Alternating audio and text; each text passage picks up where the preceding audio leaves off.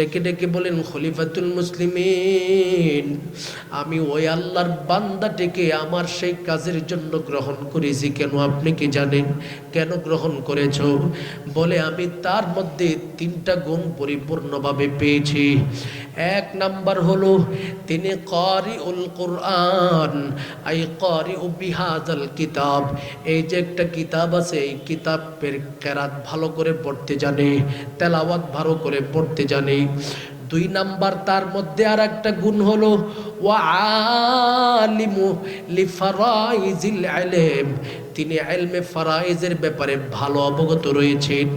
3 নম্বরে তার মধ্যে আর একটা গুণ রয়েছে, তিনি সুন্দরভাবে কাজী এর ফাইসালা করতে পারেন, বিচার কার্য পরিচালনা করতে পারেন।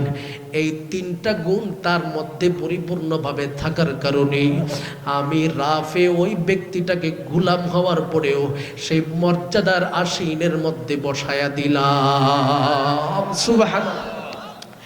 ওমর ফারুক এবার সেই কথাটা শোনার পর চোখের পানিগুলো টপ টপ করে ছেড়ে দেয়, কান্না বড়া কণ্ঠ নিয়ে ডেকে ডেকে বলেন, এরে রাফে, তুমি যেন আমার সম্মুখে এই বক্তব্যটা দেও নাই, বরং আমার নবীর যুগের কথা স্মরণ করাইয়া দিছো। সুবহানাল্লাহ বলেন। আমার নবীর যুগের কথা স্মরণ করাইয়া দিছো। আমার নবীর যুগের কি কথা ছিল? আল্লাহ নবী নিজে বলেন, ক্বালা রাসূলুল্লাহ সাল্লাল্লাহু আলাইহি ওয়াসাল্লাম, ইন্নাল্লাহা ইয়ারফাউ বিহাযাল কিতাব আকওয়ামা, ইন্নাল্লাহা ইয়ারফাউ বিহাযাল কিতাবি আকওয়ামা। ওমর ফারুক তার আঙ্গুলটাকে উঁচুতে উঠায় বলে, আমি নিজে আমার নবী রহমতে আলম নবীর কাছ থেকে শ্রবণ করেছি, আল্লাহ পাক কাউরি যদি মর্যাদা দান করে, ওই ব্যক্তির মধ্যে আল্লাহর কালাম ঢোকায় দেয়। আর আল্লাহর কালাম যার মধ্যে হয়ে যায়, আল্লাহ পাক তার সম্মান মর্যাদা কোথায় থেকে দেয় সে কল্পনাও করতে পারে না। সুবহানাল্লাহ। ওমর ফারুক বলেন, আমি এই হাদিসের মাধ্যমে অন্তত পক্ষে স্বচক্ষে একজন ব্যক্তি দেখতে পেলাম, যে ব্যক্তিটা গোলাম ছিল তারপরেও প্রশাসনের উচ্চ পর্যায়ের দায়িত্বপ্রাপ্ত হয়েছে। তার মানে আমি স্পষ্ট হয়ে গিয়েছি, কারিউল কোরআন যারা থাকে, যারা কোরআনের ধারক বাহক থাকে, আল্লাহ পাক তার মর্যাদা সম্মান কোথায় থেকে বাড়ায় দেয় সে নিজেও কল্পনা করতে পারে না। কথা কোন ঠিক কিনা? তার বাস্তব উদাহরণ বর্তমান বিশ্বের মধ্যে সর্বশ্রেষ্ঠ পুরস্কার প্রাপ্ত যেই সমস্ত হাফেজে কোরআনরা আমাদের বাংলাদেশে আসে, যেমন হাফেজ তাকরিম, হাফেজ নাজমুস সাকিব, এই জাতীয় হাফেজরা তারা কল্পনাও করতো না যে আল্লাহ পাক তাদের সম্মান এত বাড়াবে। কথা কোন ঠিক কিনা? বিশেষ করে হাফেজ তাকরিম এই অঞ্চলেরই তো সন্তান, টাঙ্গাইল নাগরপুর এলাকা। তার বাড়ি ছিল সূচনায়, তার বাড়ি ছিল সিরাজগঞ্জ একদম নদীর পাশে, আর নদীর ভাঙ্গনে তার বাড়ি চলে যায়। পরবর্তীতে সে নাগরপুরে একদম গ্রাম অঞ্চলে আসছে, যার ঘরও ঠিকভাবে নাই, ঘরটাও ভাঙ্গা, নিজের ঘরের মানুষও বড় কষ্টে চলে। কিন্তু সে এমন একজন সন্তান, যেই সন্তানের জবানের কোরআন তেলাওয়াত, ঘর যদিও টিনের হয়, শত শত বিল্ডিংয়ের মধ্যে তার তেলাওয়াত চলতে থাকে। কথা কোন ঠিক কিনা? বিশ্বের প্রতিটা মুসলিম কান্ট্রির বড় বড় বিল্ডিং এর মধ্যে তেলাওয়াত চলতে থাকে, অথচ ঘরটা হলো ভাঙ্গা, সনের ঘর। এমনও সন্তান রয়েছে যেই সন্তানগুলো তার বাবা দিন মজুরি সারাদিন কাজ করে খায়, কিন্তু এই সন্তানগুলো কোরআনকে বুকে ধারণ করে সারা বিশ্বের চ্যাম্পিয়ন হয়ে যায়। কথা কোন ঠিক কিনা? আজকে সে কোরআনের মাধ্যমে সে তো মর্যাদাবান হলোই, প্রতিটা মানুষ তাকে তো সম্মান করেই, পাশাপাশি অর্থনৈতিকভাবেও কিন্তু আল্লাহ পাক তাকে দুর্বল করে নাই। যে 2-3টা জায়গায় সে প্রতিযোগিতায় অংশগ্রহণ করেছে, কমপক্ষে কোটি টাকার উপরে টাকা সে অর্থনৈতিকভাবেই সে আমাদের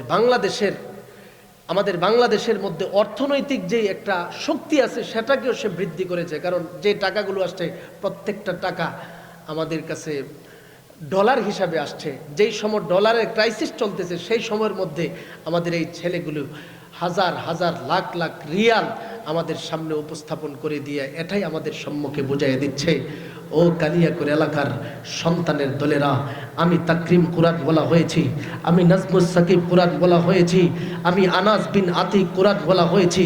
আমার মর্যাদা আল্লাহ পাক যেভাবে বৃদ্ধি করেছে, তোমরাও যদি নিজেদের জীবনকে সম্মানিত করতে চাও, মর্যাদাবান করতে চাও, কোরআনকে গ্রহণ করে নাও, আল্লাহ পাক কোন দিক থেকে মর্যাদা বাড়িয়ে দিবে কল্পনাও করতে পারবে না। কথা কোন ঠিক কিনা? কারণ কোরআন এটা একটা শ্রেষ্ঠ মুজিজা।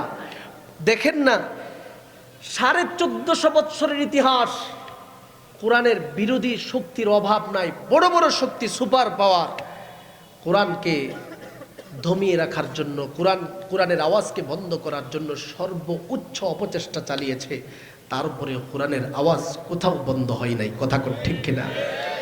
শুধুমাত্র বিশ্বের অন্য দেশের কথা বলবো কি, আমাদের দেশেই তো 5 আগস্টের আগে বিভিন্ন জায়গায় বাধা আসতো কি আসতো না? একটু শহরতলি হলেই বিভিন্ন ধরনের শব্দ দূষণের অজুহাত দিয়ে কোরআনের আওয়াজ বন্ধ করতো। কথা কোন ঠিক কিনা? আমার রব রাগ হয়ে গেছে, গুসা হয়ে গেছে। আর রবের গুসার সিস্টেমটা 5 আগস্টে দেখায় দিছে যে তুমি গাড়ি দিয়ে পালাতে পারবে না, হেলিকপ্টার দিয়ে পালাতে হবে, না হয়তো মানুষ তোমাকে যেখানে পাবে সেখানে আঘাত করবে। কথা কোন ঠিক কিনা? কষ্ট বেশি দেওয়া উচিত না। মানুষদের পিঠ দেওয়ালে ঠেকে গেলে মানুষ আর পিছনের দিকে যায় না, সামনের দিকে যাওয়ার চেষ্টা করে। এটাই আগস্টের 5 তারিখ ঘটেছিল। কথা কোন ঠিক কিনা? আজকেও আমরা বর্তমান ক্ষমতাসীন যারা আছে তাদেরকেও সতর্কবাণী এটা, এই যে আমাদের সাবেক মেয়র সাহেব তিনিও কিন্তু বলছে এটা থেকে আমরাও শিক্ষা নিতে হবে। কথা কোন ঠিক কিনা? উনি কিন্তু বলছে এটা শিক্ষা নিতে হবে। যারা ধীরে ধীরে অপরাধ করতে করতে অপরাধের পরিধি বৃদ্ধি করে ফেলে, সে অপরাধের পরিধি বৃদ্ধি পেতে পেতে শেষ পর্যন্ত এটা আপনার বিস্ফোরিত হয়ে যায়। এমনভাবে বিস্ফোরিত হয়, প্রধানমন্ত্রী থেকে নিয়ে একজন পাতি নেতা পর্যন্ত পালাতে বাধ্য হয়। কথা কোন ঠিক কিনা? এজন্য এভাবে বিস্ফোরিত হওয়া যাবে না, এমন অপরাধ করা যাবে না যার কারণে জনগণ আমাকে নিয়ে ঠাট্টা করবে, মস্কারি করবে। এখন কিভাবে তারা এই বাংলাদেশের জমিনে এসে দাঁড়াবে, আমার বড় লজ্জা লাগে, কারণ বড় নেত্রী ওই পালাইছে। কথা কোন ঠিক নেই? কিভাবে দাঁড়ানোর তো কোনো রাস্তাই নাই। এই জন্য আমি যে বিষয়টা বলতে চাই, আল্লাহর বান্দা, কোরআনের আওয়াজের উপরে দুনিয়ার জমিনের মধ্যে যারা আঘাত করবে তাদেরকে আমার রবের পক্ষ থেকে শাস্তি দিবে, এটা নিশ্চিত। আমার আল্লাহ নিজেই 1450 বছর পূর্বে ঘোষণা প্রদান করে দেয়, ইন্না নাহনু নাজ্জালনা যিকরা ওয়া ইন্না লাহু লাহাফিজুন। আল্লাহ ঘোষণা প্রদান করে দেয়, আমি রবের পক্ষ থেকে আমার কালাম অবতরণ করেছি, ওয়া ইন্না লাহু লাহাফিজুন, আমি আল্লাহ সেটার হেফাজতকারী। পৃথিবীর যত বড় বড় সুপার পাওয়ার রাষ্ট্র হোক না কেন, যত মানুষ চেষ্টা করুক না কেন, কোরআনের আওয়াজ বন্ধ করার কোনো সুযোগ নাই। তারা নিজেরা বন্ধ হয়ে যাবে। কোরআনের আওয়াজ বন্ধ করার কোনো সুযোগ নাই। তুমি 1 ঘরে বন্ধ করবা, 10 ঘরে কোরআনের আওয়াজ আল্লাহ পাক চালু করে দিবে। তুমি 2 ঘরে বন্ধ করবা, 20 ঘরে আল্লাহ পাক কোরআনের আওয়াজ চালু করে দিবে। তুমি এক শহরের মধ্যে বিভিন্নভাবে বিভিন্ন কলা কৌশল করে কোরআনের আওয়াজ বন্ধ করবা, আমার মালিক শতাধিক শহরের মধ্যে কোরআনের আওয়াজ চালু করে দিবে। এটাই কোরআনের সর্বশ্রেষ্ঠ মুজিজা। এরে মুমিন, সুতরাং এই কোরআন ওয়ালাদের মাধ্যমে নিজের জীবনটাকে সাজাবো, কোরআন ওয়ালা হওয়ার চেষ্টা করব। এই কারণে আমার নবী হাদিস শরীফের মধ্যে ঘোষণা প্রদান করে দেয়, যারা কোরআন ওয়ালা হয়ে আলেমের অন্তর্ভুক্ত হয়ে যায়, ওয়া ইন্নাল উলামা লা ইয়াস্তাগফিরু লাহু মান ফিস সামাওয়াতি ওয়া মান ফিল আরদ। জমিনে যারা কোরআন শিক্ষার মাধ্যমে শিক্ষিত হয়ে আলেম হয়ে যায়, আমার মালিকের আসমান জমিনের যত মাখলুকাত আছে সবাই তার জন্য ক্ষমার জন্য দোয়া করতে থাকে। সুবহানাল্লাহ, তার জন্য ক্ষমা চাইতে থাকে। ওয়া ইন্নাল উলামা লা ইয়াস্তাগফিরু লাহু মান ফিস সামাওয়াতি ওয়া মান ফিল আরদ হাত্তাল হিতানু ফিল মা। শুধুমাত্র দুনিয়ার জমিনের সাধারণ মানুষ নয়, সাধারণ প্রাণী নয়, পানিতে যে সমস্ত প্রাণীরা বসবাস করে, এই পানির মাছেরা পর্যন্ত কোরআনের ধারক বাহক আলেমদের জন্য আল্লাহর কাছে ক্ষমা প্রার্থনা করতে থাকে। সুবহানাল্লাহ। এই জন্য কোরআনের ধারক বাহক যারা পৃথিবীর জমিনের মধ্যে রয়েছে, পরিষ্কার ভাষায় সবার সম্মুখে আমি যেই বিষয়টা জানিয়ে দিতে চাই, এরে মুমিন, উলামা সমাজ যারা রয়েছে, যারা নিজের ইলমের পাশাপাশি আমলের মাধ্যমে নিজের জীবনটাকে সাজায়, ওই ব্যক্তিদের জন্য দুনিয়াতে সমস্ত মাখলুকাতরা যেমন দোয়া করে, পাশাপাশি রহমতের ফেরেশতারাও তাদের জন্য দোয়া করে। শুধুমাত্র তার মধ্যেই সীমাবদ্ধ নয়, হাত্তাল হাইতানু ফিল মা, পানির মধ্যে যারা বসবাস করে তারাও তার জন্য দোয়া করে।